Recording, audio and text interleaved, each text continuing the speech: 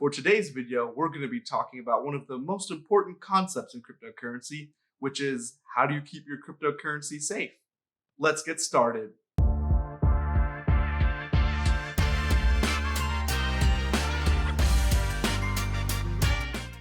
Good morning, afternoon, or evening, everyone, and thank you all so much for joining us on another episode of Coffee and Cryptos.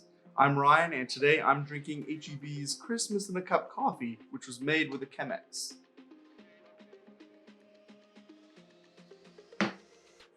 As always, if you're curious on how to make your own version of that coffee, be sure to check out Dominique's video on it, which I'll link in the description below.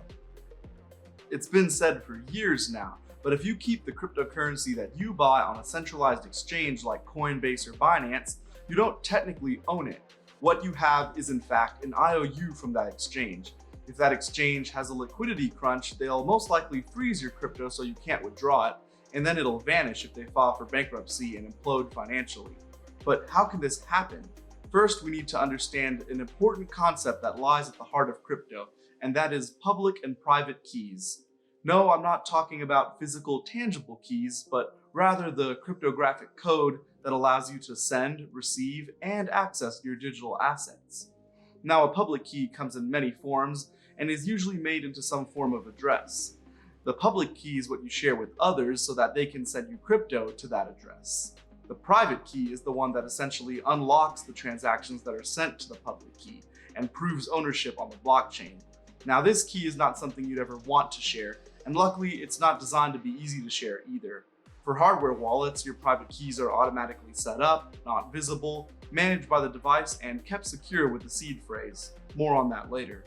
You see, your crypto is not actually on the blockchain if it's on a centralized exchange.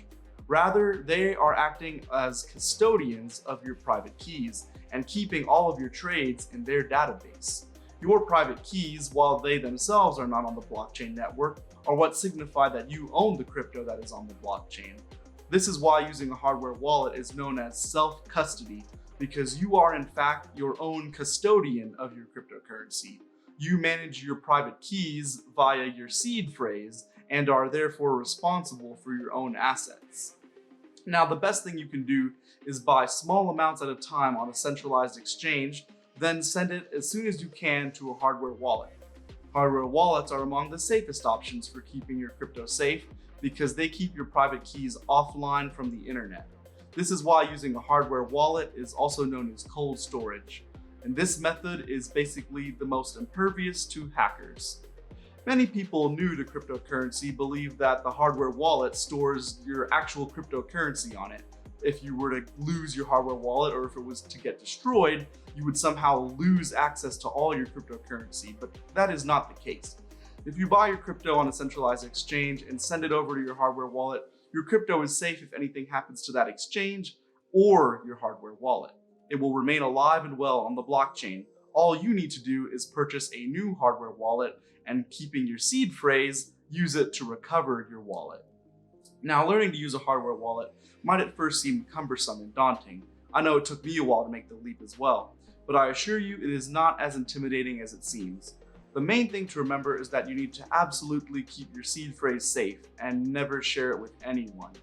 Your seed phrase, also known as a recovery phrase, allows you to recover your crypto assets in case you lose your hardware wallet. With self-custody, your crypto is actually on the blockchain itself, so it is safe even if something happens to your hardware wallet, like I mentioned earlier. The most popular examples of hardware wallets are Ledger and Trezor and have been around the longest. But as time has passed, others have come out with their own hardware wallets. Be careful on selecting the right one, as some might be made by less reputable brands. I myself am partial to Ledger, but if using a hardware wallet is still too much for you at the moment, there are other alternatives, albeit not as secure. There are decentralized exchanges where you can buy your crypto and still be in control of your own private keys. Such examples include websites like 1inch, Compound, and Uniswap. While not as secure as a hardware wallet, these are still a step above storing crypto long-term on a centralized exchange. Now, aside from decentralized exchanges and hardware wallets, there are also what's known as a hot wallet. These are called hot because they are in fact connected to the internet, offering more convenience at the expense of security. Now, hot wallets are not a terrible solution, but you need to take caution to ensure your private keys or seed phrase don't get hacked. Some popular hot wallets include Coinbase Wallet, which is separate from Coinbase Exchange, mind you, Trust Wallet, and Exodus. Some other good tips for keeping your crypto safe, is to have dual-factor authentication turned on, use strong passwords, and being mindful of fake emails. Now you'll see a lot of these days, a lot of crypto exchanges will have some sort of security code, so that way you can verify that the email actually came from the exchange itself and not from some sort of phishing attempt. Well, that's all for this one, guys. I know I kept it short and simple, but I hope you learned something new today. As always, thanks for watching, and don't forget to like and subscribe if you enjoyed the content. Follow us on Instagram at Coffee and Cryptos, and I'll catch you on the next one. See you around.